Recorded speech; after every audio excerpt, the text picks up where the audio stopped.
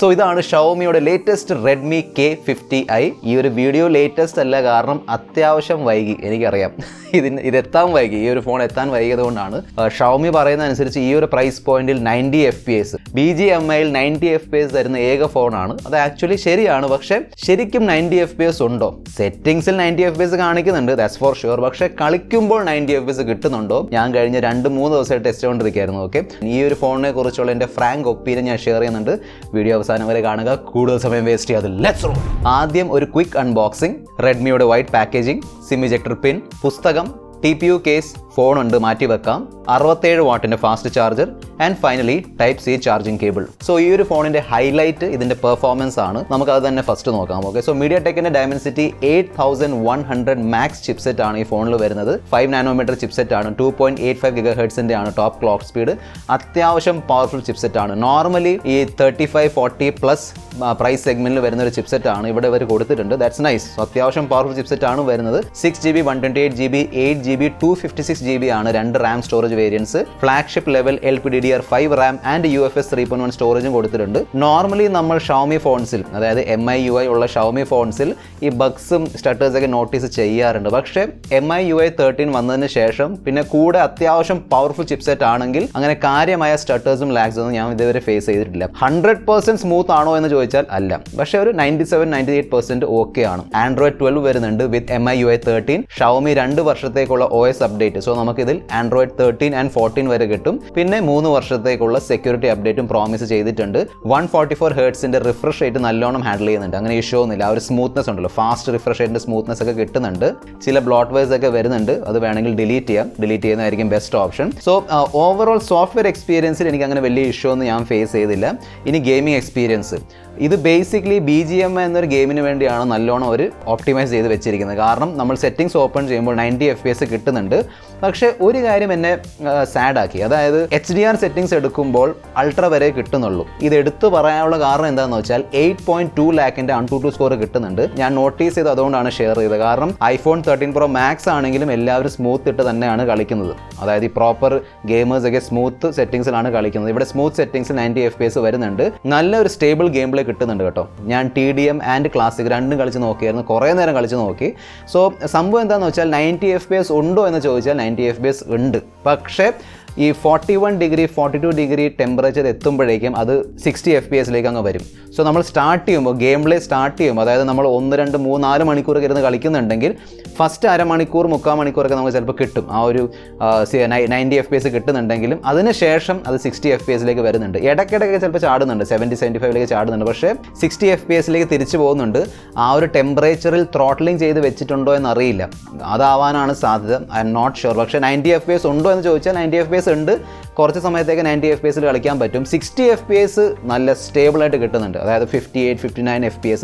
ഞാൻ വിത്ത് FPS tracking ആണ് ചെയ്തിരിക്കുന്നത്, റെക്കോർഡിംഗ് നിങ്ങൾക്ക് കാണാം. അതിൻ്റെ മുകളിൽ FPS വരുന്നുണ്ട്. സോ തീർച്ചയായിട്ടും 60 FPS നോക്കുകയാണെങ്കിൽ നല്ല സ്മൂത്ത് ഗെയിം പ്ലേ കിട്ടുന്നുണ്ട്. പിന്നെ ഹീറ്റിംഗ് ഒന്നും ഇല്ല കേട്ടോ. സോ 42 ഡിഗ്രി ഒക്കെ നോർമൽ ഹീറ്റിംഗ് ആണ്, അതിൽ പ്രശ്നമൊന്നുമില്ല. അങ്ങനെ നമുക്ക് ഹീറ്റ് ഒന്നും ഫീൽ ആവുന്നില്ല. എനിവേ, പിന്നെ കൂളിംഗ് ഒക്കെ കൊടുത്തിട്ടുണ്ട് കേട്ടോ. ലിക്വിഡ് കൂളിംഗ് 2.0ൻ്റെ ഫീച്ചറൊക്കെ വരുന്നുണ്ട്. 5080 mAh ബാറ്ററിയാണ് കൊടുത്തിരിക്കുന്നത്. 67 വാട്ടിൻ്റെ ചാർജിങ് സപ്പോർട്ട് ചെയ്യുന്നുണ്ട്. ബോക്സിൽ ചാർജറും വരുന്നുണ്ട്. 0 to 100% നിങ്ങൾക്ക് 1 മണിക്കൂറിനുള്ളിൽ ചെയ്യാൻ പറ്റും. ഫുൾ ചാർജ് 50 മിനിറ്റ്സ് 50-52 മിനിറ്റ് ആണ് എടുക്കുന്നത്.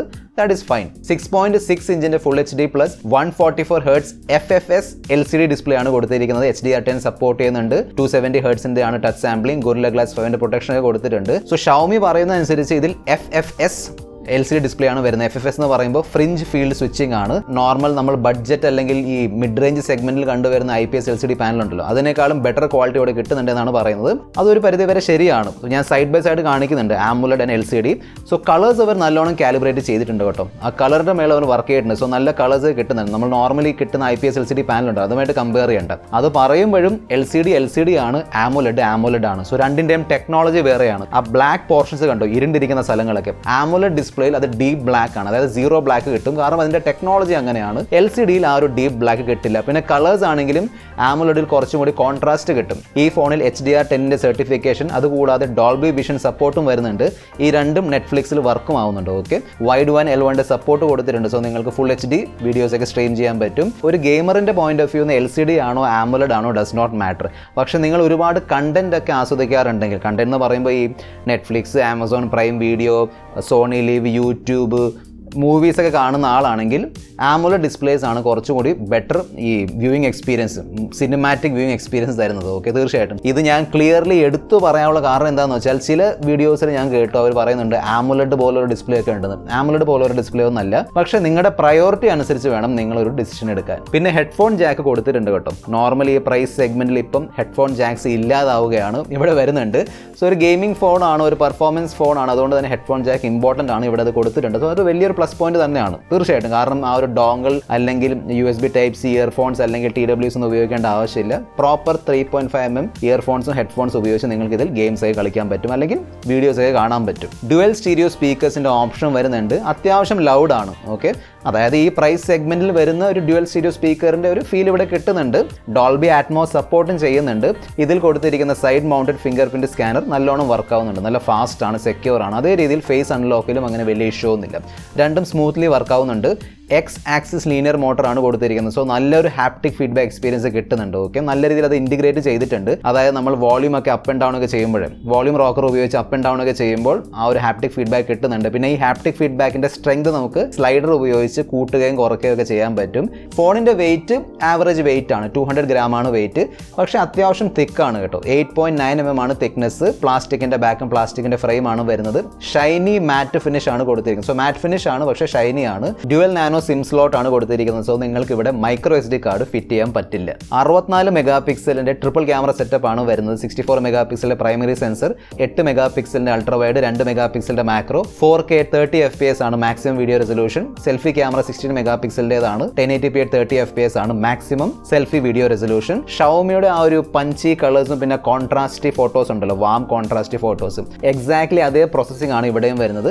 പൂക്കളും ചെടികളും സീനറി, സ്കൈ, ബിൽഡിങ്സിന്റെ ഫോട്ടോസ് ഒക്കെ എടുക്കുമ്പോൾ നല്ല ഫോട്ടോസ് ആണ് കിട്ടുന്നത്. നല്ല കളേഴ്സ് ഉണ്ട്, അതായത് പഞ്ചി വൈബ്രന്റ് ഫോട്ടോസ് ആണ് കിട്ടുന്നത്. അത്യാവശ്യം ഷാർപ്നെസ്സും ഡീറ്റെയിൽസ് ഒക്കെ വരുന്നുണ്ട്. 64 മെഗാപിക്സൽ ക്യാമറ ആണല്ലോ. പിന്നെ ആ കോൺട്രാസ്റ്റ് ഉള്ളത് കൊണ്ട് ഷാഡോസിൽ ലേശം ഡീറ്റെയിൽസ് കുറവായിരിക്കും. ഹ്യൂമൻ സബ്ജക്റ്റിന്റെ ഫോട്ടോസ് നോക്കുമ്പോൾ അവിടെ ഇംപ്രൂവ്മെന്റ് ആവശ്യമുണ്ട്. നോർമലി ഷവോമി ഫോൺസിൽ ഹ്യൂമൻ സബ്ജക്റ്റിന്റെ സ്കിൻ ടോൺ അത്രയും കറക്റ്റ് ആയിട്ട് വരാറില്ല. ആ ഒരു കോൺട്രാസ്റ്റി പ്രോസസ്സിംഗ് ഉള്ളതുകൊണ്ടായിരിക്കും സബ്ജക്റ്റിന്റെ ഫേസിലൊക്കെ ആ ഒരു ചെറിയൊരു റെഡിഷ് വാം ടോൺ കയറി വരാറുണ്ട്. ഡീറ്റെയിൽസ് ഒക്കെ ഉണ്ടെങ്കിലും ചെറിയ രീതിയിലുള്ള ഷാർപ്പനിങ് ഒക്കെ നടക്കുന്നുണ്ട്, നമുക്ക് ഫീൽ ആവും. പിന്നെ പോർട്രേറ്റ് മോഡിലുള്ള എഡ്ജ് ഡിറ്റക്ഷൻ വളരെ ആവറേജ് ആണ്. ആ ഒരു സെപ്പറേഷൻ അത്രയും സ്മൂത്ത് അല്ല.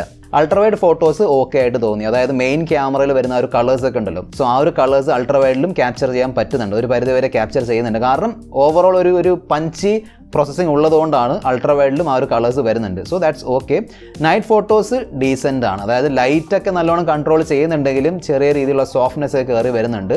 4K 30 FPS ആണ് മാക്സിമം വീഡിയോ റെസൊല്യൂഷൻ. വീഡിയോ പെർഫോമൻസും ഓക്കെ ആണ്. ആ സെയിം പ്രോസസ്സിംഗ് ആണ്. ആ ഒരു കോൺട്രാസ്റ്റി വാം വൈബ്രന്റ് പ്രോസസ്സിംഗ് നമുക്ക് വീഡിയോയിലും കാണാൻ കഴിയുന്നുണ്ട്. ഓക്കെ വീഡിയോ പെർഫോമൻസ് ആണ്. പക്ഷേ 4Kയിൽ നിങ്ങൾക്ക് സ്റ്റെബിലൈസേഷൻ കിട്ടില്ല കേട്ടോ. 4Kയിൽ സ്റ്റെബിലൈസേഷൻ ഇല്ല. സ്റ്റെബിലൈസേഷൻ വേണമെങ്കിൽ 1080p 30 FPS സെലക്ട് ചെയ്യേണ്ടി വരും. അവിടെ EISന്റെ ഫീച്ചർ വരുന്നുണ്ട്. നല്ലോണം വർക്ക് ആവുന്നുണ്ട്. ഞാൻ ഷെയർ ചെയ്യുന്നുണ്ട് കേട്ടോ, വീഡിയോ സാമ്പിൾ കണ്ടു നോക്കുക.